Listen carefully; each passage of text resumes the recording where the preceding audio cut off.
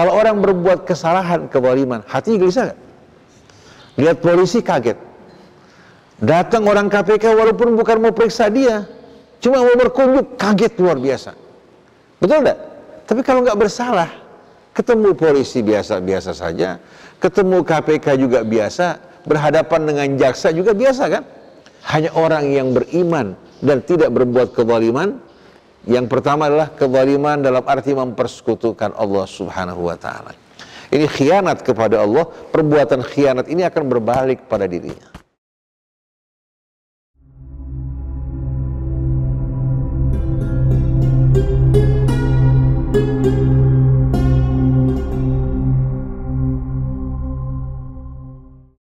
Bismillahirrahmanirrahim.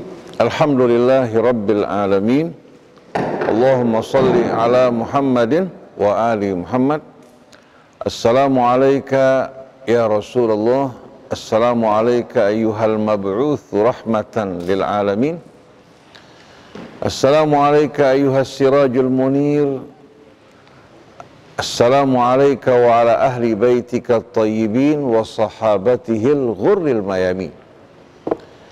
Wassalamu alayna wa ala ibadillahis salihin. Wassalamu alaikum jami'an warahmatullahi wabarakatuh. Allahumma atina min indika rahmah wa allimna min ladunka ilman nafi'a wanfa'na bima 'allamtana. Rabbana zidna ilman wa alhiqna bis salihin. Amma ba'du, para jamaah hadirin hadirat jamaah Masjid Al-Mahdi yang dirahmati Allah. Alhamdulillah kita pada saat ini berada pada tanggal 11 dari bulan Muharram, di mana Allah Subhanahu wa Ta'ala mengharamkan darah sesama kita, harta kita, kehormatan kita dari segala macam bentuk perbuatan aniaya. Ini merupakan deklarasi kemanusiaan sebelum bahkan lahirnya deklarasi PBB atau lembaga-lembaga kemanusiaan. Ini menggambarkan bahwasannya Islam merupakan agama yang betul-betul berupaya untuk menjaga umat manusia, baik darah mereka, harta mereka, kehormatan mereka dari bentuk kezaliman apapun.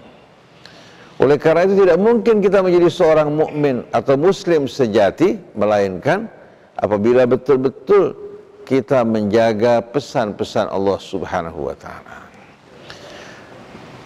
Kita ingin insyaallah menjadikan pertemuan kita pada pagi hari ini dalam bentuk dialog supaya bisa lebih segar sedikit ya. Kebetulan speakernya juga agak males ya pada pagi hari ini. Jadi insya Allah kita akan buka dialog. Tapi sebelumnya saya akan buka dengan satu pertanyaan yang datang dari sebahagian ikhwan. Begitu juga pertanyaan yang selama ini hadirin sekalian dilontarkan oleh banyak kaum muslimin di belahan dunia ini. Pertanyaannya mengapa? Mengapa? Pesan-pesan Al-Quran, demikian pula Nabi kita, memerintahkan kita betul-betul untuk menjaga hak asasi manusia, menjaga darah, harta, kehormatan manusia, memerintahkan kita untuk menjaga amanat dan menepati janji. Tapi kenapa tidak kita jumpai hal ini di tengah-tengah kaum muslimin, malah adanya di tengah-tengah orang di luar Islam? Fenomena apa gerangan? Apa kira-kira yang menyebabkan hal ini tidak terdapat di tengah-tengah kaum muslimin? Padahal ini merupakan kriteria orang yang beriman, yang bertakwa. Tapi justru banyak kita jumpai di tengah-tengah orang-orang yang tidak beriman. Orang kalau seandainya berangkat hari sekalian ke negara seperti Selandia Baru, mereka akan menyaksikan bagaimana amanat, menepati janji, disiplin dan menjaga hak-hak manusia luar biasa. Temukan juga di Australia, temukan juga di negara-negara barat. Tapi begitu kita memalingkan wajah kita menuju dunia yang mayoritas penduduknya beragama Islam, yang kita jumpai pengkhianatan terhadap amanat, tidak menepati janji, tidak menghargai hak-hak manusia, darah, harta maupun kehormatannya. Malah yang kita dengar dari komentar orang di luar Islam, suatu ditanya, apa agama kamu? Seorang Muslim berangkat ke Taiwan, lalu seorang Taiwan bertanya, kebetulan dia pimpinan hotel, apa agama kamu? Dia mengatakan, saya seorang Muslim. Wow, belah dengan sepotong-sepotong bahasa Inggris. Perang dan darah. Berarti kaum muslimin betul-betul telah menodai agamanya dan mempermalukan nabinya yang diutus sebagai rahmatan lil alamin. Ada yang mengatakan karena mereka tidak dekat berhubungan dengan Nabi. Bukankah pada peringatan Maulid kita saksikan bagaimana orang memperingati Maulid Rasul dengan khusyuk, berselawat, bahkan pada saat berdiri kesannya menyambut Rasul, banyak yang air matanya berlinang-linang. Tapi mengapa akhlak, kepribadian, ketauladanan Rasul tidak terlihat di tengah-tengah kita semuanya? Berarti ada yang salah. Ada yang salah. Kalau seandainya pada listrik atau alat-alat elektronik ada yang salah, dia tidak akan menyala atau akan koslet. Begitu juga keadaan kita umat Islam. Ada yang salah dari pemahaman agama kita, bukan agamanya, pemahaman penghayatan agama kita. Betul nggak para jamaah sekalian? Nah, ini yang kita akan bicarakan. Nah, selanjutnya kita akan buka dialog ya, sambil merenungkan apa yang tadi ya, kita ajukan dari pertanyaan, mewakili ya, kegundahan kaum muslimin, sampai banyak di antara mereka atau orang tua mereka sebagai orang Islam, tapi anak-anak mereka meragukan Islam. Apalagi di saat orang-orang tua mereka bekerja di Amerika, bekerja di Eropa, bekerja di Selandia Baru. Anak mereka lahir di sana, terbiasa dengan budaya dan kehidupan di sana, tumbuh dalam kebebasan. Di Indonesia, di negara mereka, mereka hanya menerima agama, menelan begitu saja tanpa sama sekali mereka dapat mengajukan pertanyaan. Sampai di sana, anak-anak mereka bertanya pada ayah mereka. Sedangkan ayah mereka memahami agama juga dalam bentuk doktrin. Suatu si bapak mengatakan jangan banyak bertanya, terima saja apa yang datang dari Allah. Si anak tidak bisa menerima. Akhirnya banyak yang murtad dari Islam. Tahu tidak para jamaah sekalian, siapa yang tampil untuk menjawab syubhat-syubhat mereka? Yang tampil seorang mu'alaf yang masuk ke dalam Islam karena belajar Al-Quran langsung, bukan belajar budaya umat Islam. Karena budaya umat Islam itu sudah tercemar dengan pengaruh lingkungan, kebiasaan-kebiasaan yang buruk, kefanatikan yang membutakan, hingga keindahan Islam hilang. Justru orang ini menemukan Islam melalui Al-Quran, mendapatkan pencerahan, akhirnya dia mampu untuk menjawab syubhat-syubhat yang selama ini dipertanyakan oleh kaum muslimin generasi kedua yang bapaknya tadinya datang berhijrah ke Eropa, ke Amerika, ke negara-negara baru, anaknya tumbuh di tengah-tengah budaya mereka. Oleh karena itu hadirin sekalian, kalau kita beragama bukan terhubung dengan Allah dan kitabnya, tapi terhubung dengan manusia, dengan kelompok dan golongan, kemudian kita berfanatik kepadanya, maka jiwa kita, akal kita akan dipenuhi oleh tumpukan-tumpukan kotoran yang membuat keindahan Islam akan hilang. Di hari akhir nanti, Manusia dihisab dengan kitab apa? Yang Syafi'i dengan kitab-kitab dalam mazhab Syafi'inya, yang Maliki dengan mazhab Malikinya, apa dengan Quran? Quran sebagai petunjuk, sebagai cahaya, sebagai rahmat, sebagai neraca. Nah, kalau orang Islam tidak tahu Al-Quran, bagaimana dia mempertanggungjawabkan amalnya di hadapan Allah Subhanahu wa Ta'ala? Tanpa mengurangi para imam, semuanya mengajak kepada Allah, tapi berbeda antara ucapan mereka dengan firman Allah. Bahkan hadis Nabi saja tidak sama dengan firman Allah. Lalu kenapa kita utamakan pendapat fulan, golongan fulan, sekte fulan, masing-masing berpegang kepada pendapat yang apa? Yang diwarisi dari orang-orang tua dan lingkungannya, tidak mau berpikir, berakal, merenungkan ayat-ayat Allah. Apakah Rasul mengajak kita berpecah belah? Mengajak kita bergolong-golongan, bermusuh-musuhan? Tidak. Kalau kita kembali kepada Al-Quran, waktu kita salah, tahu di mana kesalahannya. Kalau kita kembali kepada kemurnian Al-Quran, kalau ada tidak murni, di mana ajaran yang kita terima bercampur dengan tradisi budaya yang salah, kita bisa pisahkan mana yang salah, mana yang benar. Tapi kalau Quran dikembalikan kepada kelompok A, satu lagi mengembalikan kepada kelompok B, satu lagi mengembalikan kepada kelompok C, yang ada saling menyalahkan dan saling menyesatkan.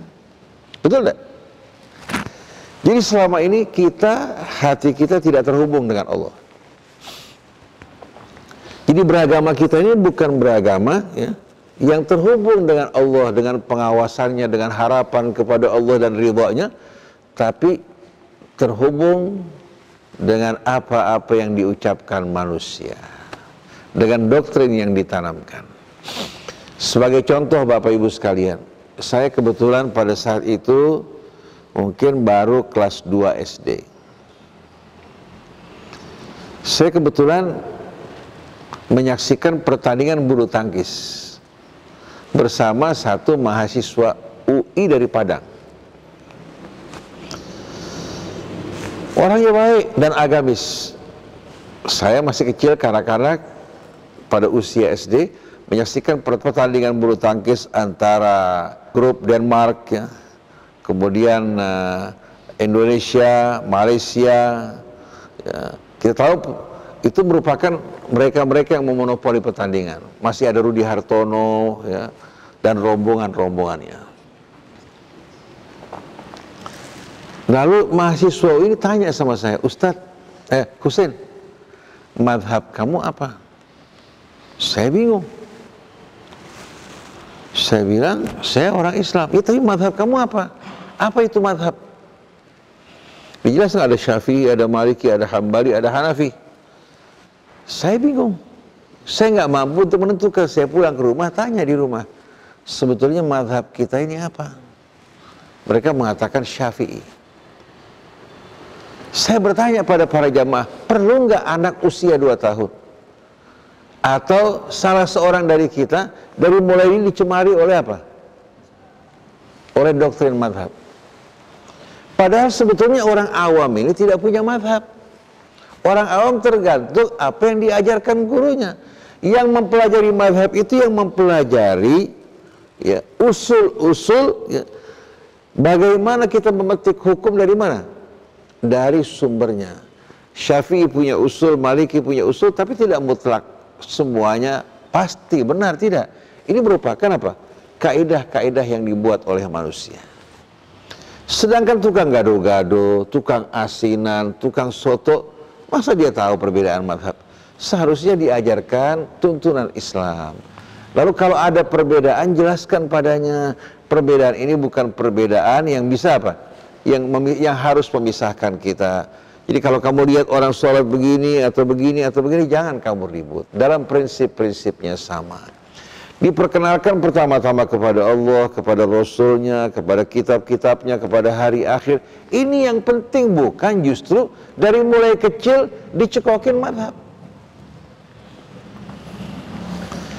Tapi kalau kita semuanya terhubung dengan Allah, dengan sendirinya, hati kita berbeda keadaannya dengan apa? dengan kita terhubung dengan ucapan-ucapan yang dikeluarkan oleh manusia yang tidak memiliki sama sekali apa? Kekuatan kontrol, pengawasan, dan tidak mampu memenuhi harapan kita seperti yang Allah Subhanahu wa Ta'ala janjikan bagi kita semua. Jadi kesimpulannya, kita wajib mengembalikan diri kita dan umat untuk langsung berkomunikasi, berhubungan dengan Allah. Dalam menerima tuntunan agama juga terhubung dengan Allah, bukan terhubung dengan selain Allah. Nah, guru-guru kita mengajarkan kita terhubung dengan Allah, bukan justru membatasi hubungannya antara dia dengan gurunya. Kalau saya mengajak bapak ibu kepada diri saya, ini perbuatan penyimpangan yang menyimpangkan bapak ibu dari jalan Allah. Tapi saya mengajak bapak ibu untuk kembali pada Allah. Saya mendapatkan dengan sendirinya apa ganjaran kalau saya lakukan dengan tulus ikhlas atas apa yang saya lakukan. Oleh karena itu Allah perintahkan Rasulnya untuk mengumumkan, qul hadhihi sabili, inilah jalanku, ad'u ilallah, saya mengajak kepada Allah, ala basirah, dengan membuka akal fikirannya, ana wa man ittaba'ani, inilah aku dan jalannya orang yang mengikuti aku. Berarti mengajak kepada siapa? Bukan mengajak kepada Syafi'i, kepada Maliki, kepada Hambali, atau mengajak kepada dirinya, mengajak kepada Allah. Berarti umat Islam kalau semua ulamanya mengajak kepada Allah, bisa bersatu tidak? Bisa bersatu. Dalam perbedaan yang bukan dari Allah, wajar kalau kita berbeda. Wa man ahsanu qawlan mimman da'a ilallah. Siapa yang lebih baik ucapannya dari orang yang mengajak kepada Allah? Ud'u ila sabili rabbika bil hikmati wal mau'izatil hasanah, ajak ke jalan Tuhanmu dengan hikmah, kebijaksanaan, bahasa yang santun, yang tidak menyakiti orang lain, ya, dan nasihat yang baik. Semuanya mengajak kepada Allah. Jadi kalau kita mengaku sebagai pencinta Rasul, pengikut Rasul, seharusnya kita mengajak kepada Allah. Nah, itu yang kita inginkan bersama-sama. Jadi bapak-bapak, ibu-ibu sekalian, tidak terkungkung oleh kefanatikan, juga tidak menerima sesuatu secara membuta, ya, dan tuli, tapi menerimanya dengan pemahaman sebagaimana yang Allah perintahkan, untuk tidak mengikuti sesuatu tanpa dasar ilmu. Wala taqfu ma laisa laka bihi ilmun. Oleh karena itu lihat, Bilal, budak yang tadinya tidak berpendidikan, bisa cerdas di bawah pendidikan Rasul. Betul tak? Salman Farisi, latar belakangnya budak, dengan pendidikan Rasul menjadi orang cerdas. Bukan hanya cerdas, dari bawah diangkat menjadi mulia. Para pemuka Quraisy yang tadinya di atas, mendapatkan pendidikan dari Rasul menjadi orang-orang yang bertawadhu, duduk bersama orang seperti Bilal, Salman, tidak merasa direndahkan, malah muncul persaudaraan. Jadi Nabi ini memuliakan manusia, mengangkat martabat manusia, bukan menginjak-injak mereka, bukan membuli mereka, menjajah atau mengendalikan mereka, tidak. Oleh karena itu Nabi tidak pernah mengajak manusia, ya, untuk melaksanakan, menjalankan kepentingannya atau ambisinya sama sekali. Harapan dan keinginannya adalah keridhaan Allah. Itu juga peran dari para ulama. Nah, itu juga yang kita harapkan dari Bapak Ibu, menjadi mulia dengan Islam, bukan menjadi rendah, menjadi terhormat, terangkat derajatnya, sebagaimana Nabi kita Muhammad SAW mengangkat derajat umatnya.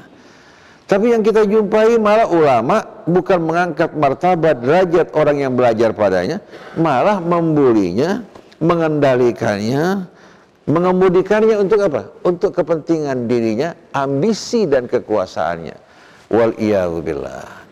Allah berfirman dalam surah Thaha, ma anzalna alaikal qur'ana litashqa, kitabun unzila ilaika fala yakun fi sadrika harajun minhu litundira bihi wa dzikra lil mu'minin.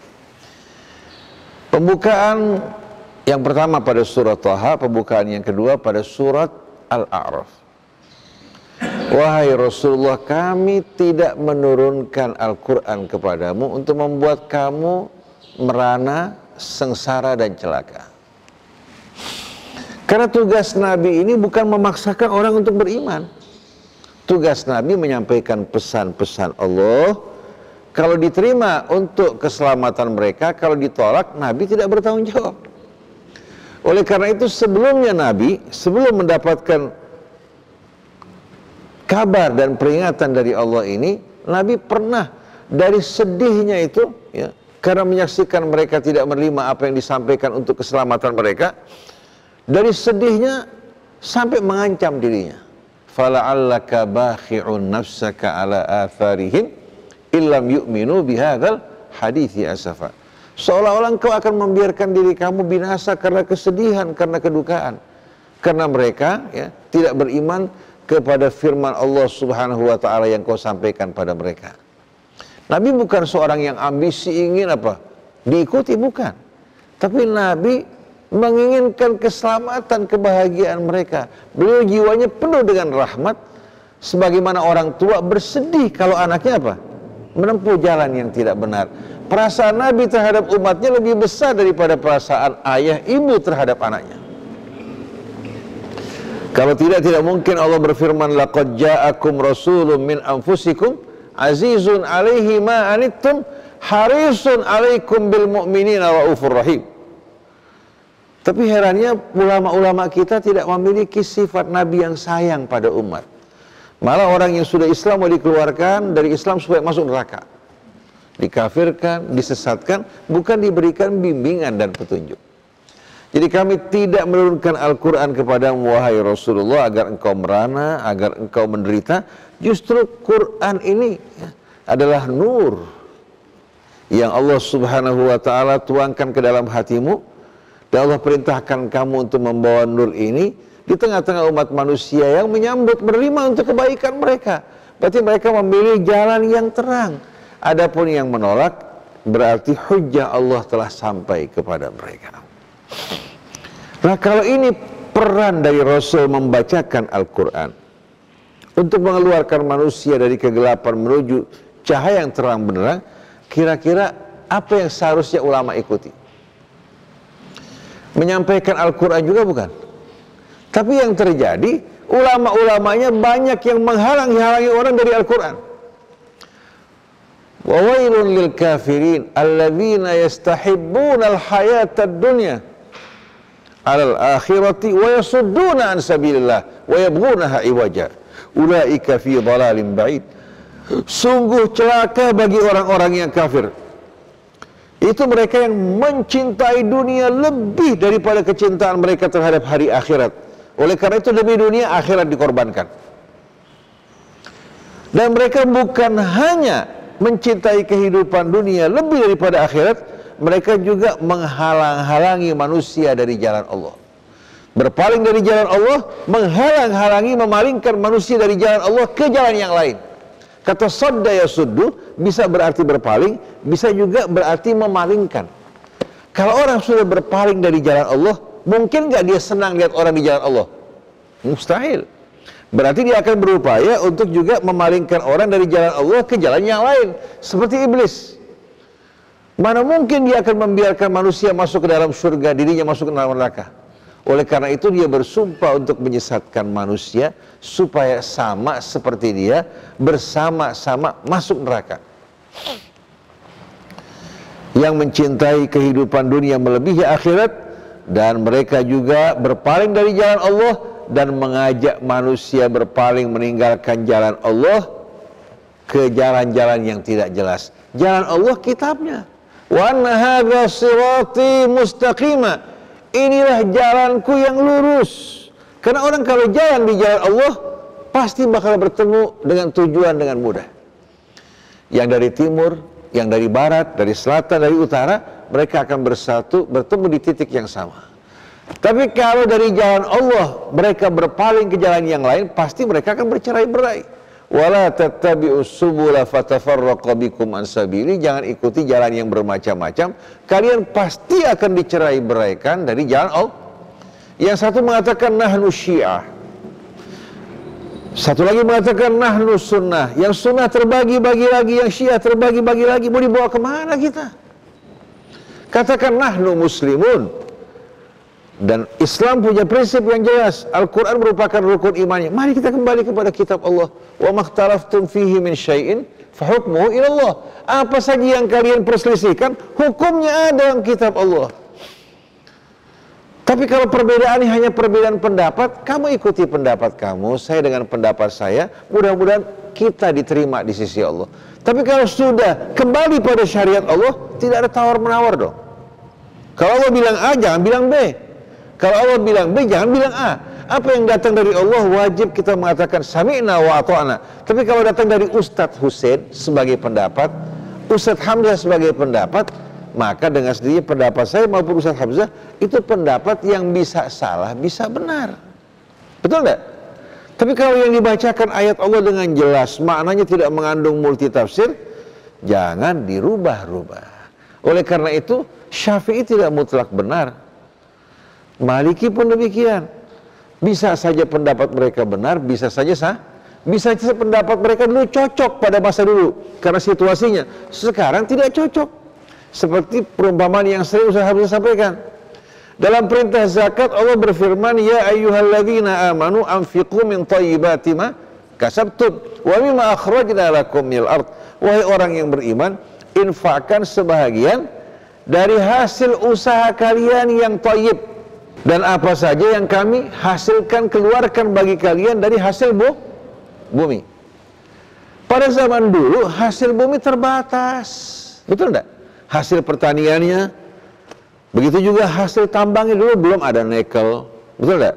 Belum mengeluarkan batu bara, belum menghasilkan timah, belum menghasilkan tembaga, katakan dari hasil bumi kan? Oleh karena itu Rasul tidak apa? Tidak memerintahkan umat untuk mengeluarkan dari zakat tersebut. Begitu juga pertaniannya terbatas pada makanan pokok karena tanah yang subur terbatas. Ya. Kemudian juga berkaitan dengan sayur mayur, mereka tidak mampu untuk menyimpannya dalam jangka panjang. Jadi kalau menghasilkan sayur mayur paling dimakan untuk sesaat. Maka Rasulullah tidak perintahkan untuk mengeluarkan zakatnya. Tapi kalau sekarang cabai bisa disimpan selama setahun. Hasil 1 hektar cabai bisa lebih mahal daripada apa? Daripada hasil padi. Yang menumbuhkan cabai sama yang menunjukkan padi sama nggak? Sama. Oleh karena itu, semua hasil tanaman ya, yang menghasilkan keuntungan ya, dan ghalat wajib dikeluarkan zakatnya. Semua hasil bumi juga wajib dikeluarkan. Kalau dulu pendapat ulama terbatas pada apa? Ruang lingkup perekonomian yang sempit. Sekarang dengan berkembang termasuk diantaranya profesi. Ada orang sekarang mengatakan nggak ada zakat nikel, nggak ada zakat pertambangan seperti batu bara, karena nggak ada contohnya pada masa Rasul. Nggak ada zakat profesi karena nggak ada contohnya pada zaman Rasul. Ini memahami agama ini betul-betul tidak luas dan luas, tidak memahami firman Allah. Allah gunakan kata umum, keluarkan, infakkan sebahagian dari hasil usaha kalian yang thayyib. Usaha mencakup perdagangan, mencakup semua jenis usaha, termasuk profesi juga usaha, betul enggak? Jadi kalau kita lihat bagaimana pendapat yang dulu cocok belum tentu sekarang cocok. Bukan berarti agama berubah. Nas agama bersifat umum, daya cakupnya luas. Oleh karena itu Quran tidak pernah mengabaikan satu pun persoalan. Nah, kembali kepada tadi yang Ustadz Fitro sampaikan, banyak orang untuk memahami Al-Quran mengajukan persyaratan yang bermacam-macam. Harus menguasai diantaranya hadis sejumlah sekian. Katakan boleh 300.000 hadis, ada yang mengatakan 35.000 hadis. Sedangkan hadis semua terkumpul cuma 200.000. Itu baru dikumpulkan, belum melihat sahih dan tidak sahihnya. Harus menguasai balaghah, harus menguasai mantik, harus menguasai berbagai macam alat, nahwu, sorof. Tanya coba. Dulu orang-orang Arab dulu tahu mantik nggak? Tahu balaghah nggak? Tahu nahwu, sorof nggak? Jadi kalau kita lihat, ini yang bicara ini orang nggak waras betul-betul. Ini jelas-jelasan yang mengajukan persyaratan seperti ini musuh Allah dan Rasulnya. Karena berusaha untuk apa? Untuk betul-betul apa? Memalingkan umat dari kitab Allah dan jalan Rasulnya. Karena Rasul sepanjang hidupnya menyampaikan ayat Allah. Allah berfirman menerangkan misi Rasul, kitabun anzalnahu ilaika litukhrijan nasa minadh dhulumati ilan nur. Ini sebuah kitab kami turunkan kepadamu untuk mengeluarkan manusia dari kegelapan menuju kehidupan yang terang benderang. Jadi karena orang dijauhkan dari Quran, akhirnya terlunta-lunta dalam kebingungan. Nabi sebelum menerima Al-Quran, mampu nggak untuk memberikan hidayah buat umat? Tidak mampu. Beliau mengasingkan diri di Gua Hira karena jijik terhadap perbuatan kaumnya, tapi beliau tidak tahu apa yang harus dilakukan. Begitu turun Al-Quran, dengan Al-Quran Nabi memberikan penerangan bagi umat manusia. Dan Quran bukan pendapat manusia, Quran ini kitab Allah, ilmu Allah. Kalau ilmu manusia terbatas. Sekarang bisa A, besok bisa B. Betul enggak? Tapi kalau Allah Subhanahu wa ta'ala yang maha tahu, ilmunya tidak dibatasi oleh ruang dan waktu. Contoh yang paling jelas apa? Matahari yang Allah ciptakan ini pernah mengalami perubahan enggak? Perlu diciptakan ulang kembali, disesuaikan dengan zaman modern enggak? Buminya, manusianya yang Allah ciptakan sekarang sama nggak dulu? Tapi kalau televisi, kamera, dulu kamera menggunakan apa? Menggunakan klise kan? Dicetak di atas kertas. Sekarang tidak perlu lagi mencetak di atas, tidak perlu lagi menggunakan klise, sampai akhirnya sekian banyak perusahaan apa? Perusahaan-perusahaan Kodak ambruk ya. Karena apa? Karena adanya kamera digital. Jadi lihat coba, dulu hitam putih. Kalau mau warna kita gunakan apa? Kita gunakan kaca warna, ada yang warnanya merah, ada yang warnanya hijau. Sekarang yang berwarna pun telah berkembang dengan pesat. Dulu kalau kita ingin telepon, harus ke kantor telepon dulu. Betul nggak? Muter kantor telepon dihubungkan dengan tujuan kita. Kemudian tanpa kantor telepon kita bisa berhubungan secara apa? Secara lokal. Mau ke luar negeri masih menggunakan apa? Kantor pusat. Sekarang subhanallah bukan hanya telepon, melalui WA, ya, melalui apa? Video kita bisa bicara sama orang yang di Amerika. Ini bukan terbatas pada orang kaya. Satpam bisa bicara sama orang yang di Amerika. Betul nggak? Coba kita lihat bagaimana perkembangan ilmu manusia. Tapi kalau manusianya bagaimana? Yang menciptakan produk-produk tadi manusia. Sampai dari penemuan terakhir, sel otak manusia ini mampu untuk apa? Mengoperasikan 1 triliun data dalam 1 detik. Otak manusia mampu untuk mengoperasikan 1 triliun data dalam 1 detik. Hanya mempergunakan daya 20 watt. Jadi otak manusia ini betul-betul amat menakjubkan. Sekarang orang kalau punya memori eksternal yang digunakan di komputer, ada yang sudah 2 tera, 3 tera. Ternyata apa? Tidak lama kemudian mulai hang karena mulai penuh. Betul enggak? Tapi memori manusia coba menakjubkan enggak? Bahannya terbuat mirip dengan agar-agar. Tapi ternyata betul-betul amat menakjubkan. Masa kita masih ingkar pada Allah Subhanahu wa ta'ala, masih meragukan ilmu Allah? Lalu kita ingin palingkan manusia dari Allah Tuhannya, dari buku petunjuk pedoman yang Allah berikan untuk umat manusia. Apa enggak zalim? Kalau kita beli televisi ada katalognya enggak? Panduan untuk memakainya ada enggak? Beli mobil juga ada buku panduannya. Beli kamera juga ada buku panduannya. Kalau seandainya kamera, katakan kita beli kamera apa? Merek A, buku panduannya dari merek yang lain bisa tepat nggak? Nggak bisa sama sekali. Kalau mobil Mercy rusak, kita bawa ke Kijang, ke Toyota nggak bakal bisa sama sekali. Kita bawa ke apa? Bengkel Mercy. Spare partnya nggak bisa diganti dengan spare part yang lain. Nah, Allah ciptakan manusia, tugaskan manusia di atas muka bumi. Lalu Allah berfirman, fa imma ya'tiyannakum minni huda faman tabi'a hudaya fala khaufun 'alaihim wa lahum yahzanun. Apabila petunjukku sampai pada kalian, siapa yang mengikuti petunjukku, mereka tidak akan mengalami ketakutan dan kesedihan. Dalam ayat yang lain, fala yadhillu wa la yashqa, dia tidak akan sesat dan tidak akan celaka. Maka siapa saja orang yang memalingkan manusia dari kitab Allah, berarti dia syaitan, walaupun dengan pakaian ulama. Nah, seharusnya ulama yang mempelajari Alkitab mengajarkan kepada masyarakat. Karena nggak semua masyarakat menguasai bahasa Arab dengan baik. Bahkan yang menguasai juga bahasa Indonesia melalui terjemahan tidak sempurna seperti orang yang menguasai bahasa Arab. Maka ulamanya mengajarkan Quran, di samping juga fikih-fikih praktis yang mereka butuhkan dalam kebutuhan ibadah mereka sehari-hari. Kezaliman ini sebagaimana kita tahu, ya, diambil dari kata apa? Az-zulmu, az-zulma, kegelapan. Kegelapan ini bisa apa? Menyelimuti kita, bisa juga menyelimuti orang lain. Orang kalau dalam kegelapan, kalau jalan bisa nabrak orang nggak? Bisa merusak nggak? Oleh karena itu di saat orang berada dalam kezaliman, dia bisa menzalimi orang lain. Lihat firman Allah, watlu alaihim naba'alladzi atainahu ayatina fansalakha minha. Bacakan pada mereka berita orang yang telah kami berikan apa? Petunjuk melalui ayat-ayat kami. Ternyata dia menanggalkan ayat-ayat Allah dari dirinya, meninggalkan dan memisahkan. Fa'atba'ahu syaitan. Begitu dia meninggalkan kitab Allah, ayat Allah, langsung ditunggangi oleh syaitan. Fa'atba'ahu syaitan fakana minal ghawin. Akhirnya berubah dari orang yang dalam petunjuk menjadi orang-orang yang tersesat dan menyeleweng. Walau syi'na la rafa'nahu biha. Kalau kami kehendaki, kami bisa mengangkat dia. Dengan mengikuti ayat Allah, kami akan mengangkat, memuliakan dirinya.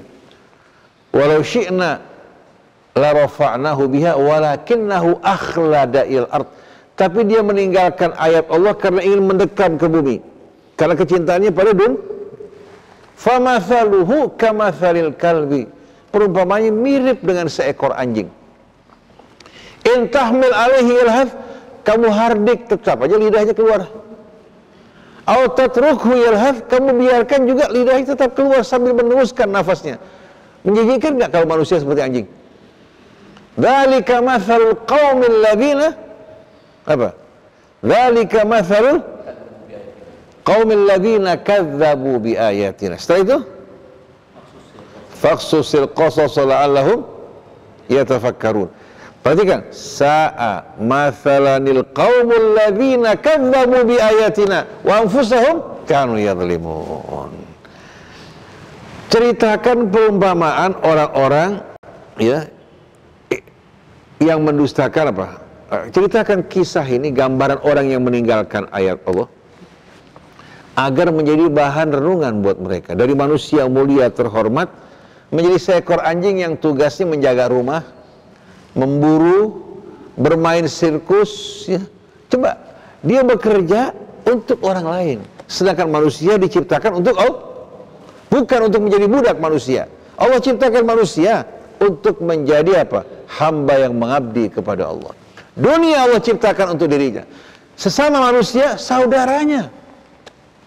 Oleh karena itu, Bilal yang tadinya mantan budak bersaudara dengan Abbas dan lain-lain. Itu yang diinginkan Allah dari kita semuanya.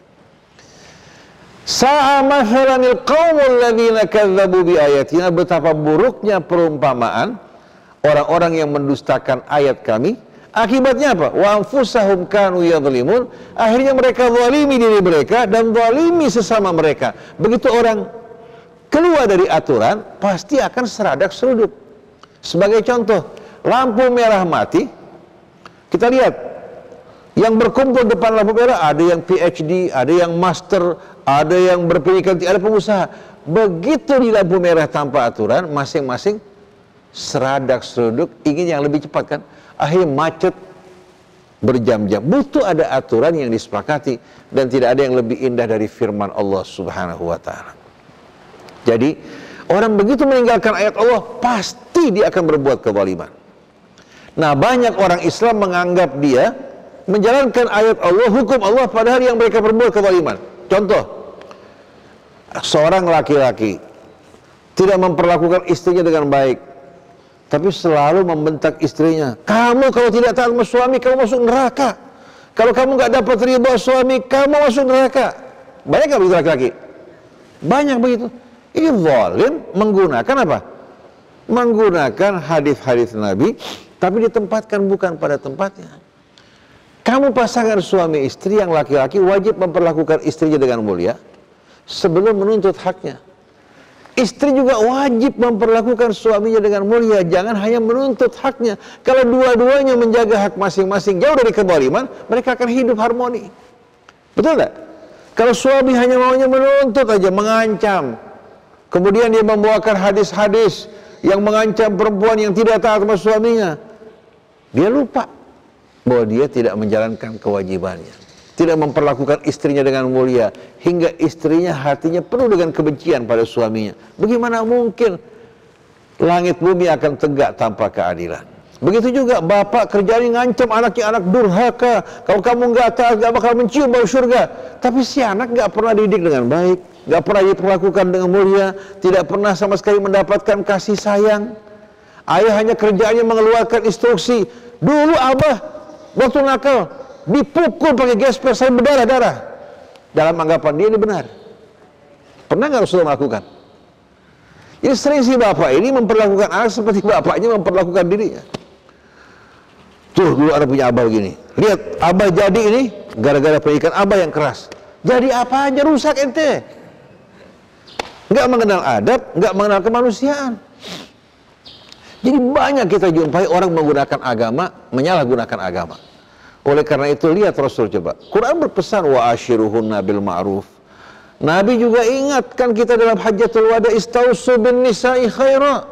Jaga wasiat kepada kaum wanita. Begitu juga untuk kaum wanita diperingatkan untuk mengetahui kewajibannya. Di samping haknya, kewajibannya terhadap suami. Kalau dua-duanya menjalankan kewajiban, niscaya mereka akan bertemu dalam kasih sayang dan kecintaan. Kalau kecantikan, berapa lama daya tahannya? Ibu-ibu cantik dulu. Zaman sekarang perempuan yang keluar, model-model mereka jauh lebih cantik. Betul nggak? Kalau bersaing dalam kecantikan, nggak mungkin manusia bisa bertahan dalam kehidupan rumah tangganya.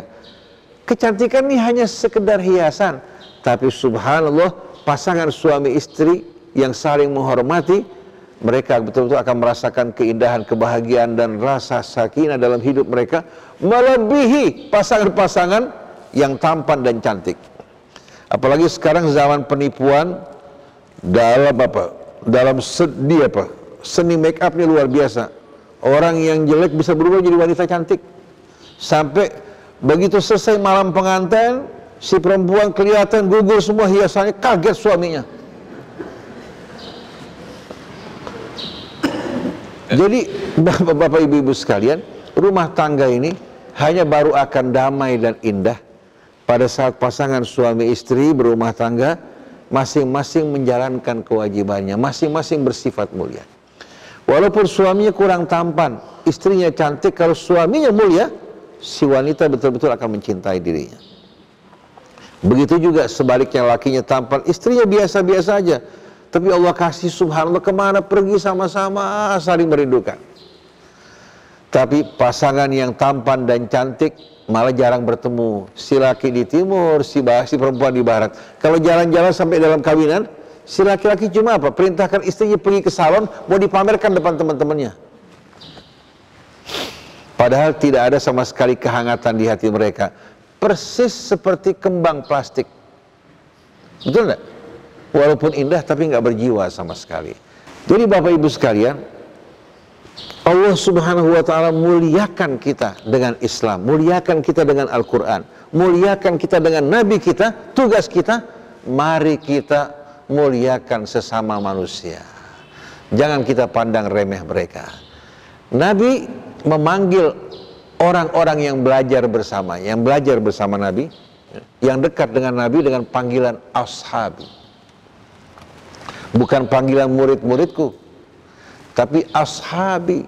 Sampai ketika di telaga pun Nabi mengatakan ashabi. Betul tidak?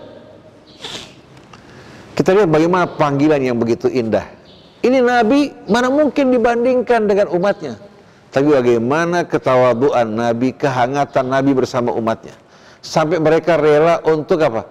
Menebus Nabi dengan jiwa raga mereka. Bi abi wa ummi anta ya Rasulullah. Jadi kita ingin ada hubungan yang mesra hangat di antara sesama kaum muslimin dengan ikatan iman dan Islam. Bahkan melebihi hubungan darah. Belum tentu kita bersaudara yang saudara dekat. Betul enggak? Tapi dengan sesama orang yang beriman kita bisa merasakan kehangatan, kemesraan. Oleh karena itu, guru yang mengajar wajib memperlakukan orang yang belajar juga dengan sikap mulia, dengan bahasa yang santun. Hikmah itu merupakan hak mereka yang Allah wajibkan dan dicontohkan oleh Nabi kita Muhammad SAW. Adapun memaki, mencaci, menggunakan bahasa kotor, itu bukan dari Islam. Oleh karena itu kita ingin menghapuskan kebiasaan pembicaraan kadrun, kampret, apa-apaan ini hari sekalian. Ini hanya menaburkan kebencian. Yang satu mengatakan kadrun, yang satu mengatakan kampret. Ini bukan bahasa masyarakat Indonesia yang santun. Orang Indonesia yang santun harus menjaga bahasanya. Oleh karena itu, juru dakwah kita banyak yang mulut mereka, ucapan mereka kotor, akhirnya membolimi diri mereka, membolimi orang lain. Jadi kata zulmun ini sebetulnya menggambarkan kegelapan yang terkadang bersifat lazim, dimulai dari dirinya, terkadang bersifat mutaaddi. Dari kezaliman yang terjadi pada dirinya, akhirnya dia berbuat kezaliman pada orang lain. Hingga Allah Subhanahu wa taala mengatakan, "Wala talmizu anfusakum." Jangan kalian mencaci diri kalian. Kenapa? Dengan mencaci orang lain, kita mencaci diri sendiri. Begitu juga wala taqtulu anfusakum, karena saudara kamu sama dengan kamu. Kamu zalimi saudara kamu, kamu juga zalimi diri kamu. Oleh karena itu, adz-dzulmu dzulumatun fid dunya wal akhirah. Kezaliman ini adalah kegelapan dalam kehidupan dunia dan akhirat. Siapa orang yang merasa aman? Sebagai penutup, walladzina amanu walam yalbisu imanahum bidzulmin ulaika lahumul amnu wa hum muhtadun. Orang yang beriman dan tidak mencampur keimanan mereka dengan kezaliman, mereka lah orang yang merasa aman. Dan mereka lah orang yang jalan di atas petunjuk Allah. Kalau orang berbuat kesalahan, kezaliman, hatinya gelisah gak? Lihat polisi kaget. Datang orang KPK walaupun bukan mau periksa dia, cuma mau berkunjung, kaget luar biasa. Betul enggak? Tapi kalau nggak bersalah, ketemu polisi biasa-biasa saja, ketemu KPK juga biasa, berhadapan dengan jaksa juga biasa kan? Tapi subhanallah kalau orang zalim dengar suara ketok pintu kaget. Begitu juga suami yang zalim pada istrinya, hatinya akan selalu gelisah. Kegelisahan ini membuat perilakunya terhadap istrinya semakin tidak baik. Begitu juga istri yang zalim sama. Bapak yang zalim pada anaknya juga hidupnya gelisah. Begitu juga anak yang durhaka pada orang tuanya. Seorang yang zalim pada temannya, jangan harap dia akan merasakan kedamaian dalam hidup. Hanya orang yang beriman dan tidak berbuat kezaliman. Yang pertama adalah kezaliman dalam arti mempersekutukan Allah Subhanahu wa taala. Ini khianat kepada Allah. Perbuatan khianat ini akan berbalik pada dirinya. Demikianlah para jamaah yang dimuliakan Allah Subhanahu wa taala. Jadi kita ingin dari ajaran Islam yang kita pelajari bukan hanya memahami, menghafal, tapi ajaran yang memuliakan kita, yang mengangkat martabat kita, dan mengajarkan kita untuk memuliakan dan mengangkat martabat manusia. Nah mari dengan hadirnya bulan Muharram ini menjadi tahun hijrah bagi kita menuju Allah Subhanahu wa ta'ala dengan meninggalkan jahiliyah. Subhanakallahumma wa bihamdik asyhadu an la ilaha illa anta astaghfiruka wa atubu ilaik. Wal afu minkum, wassalamualaikum warahmatullahi wabarakatuh.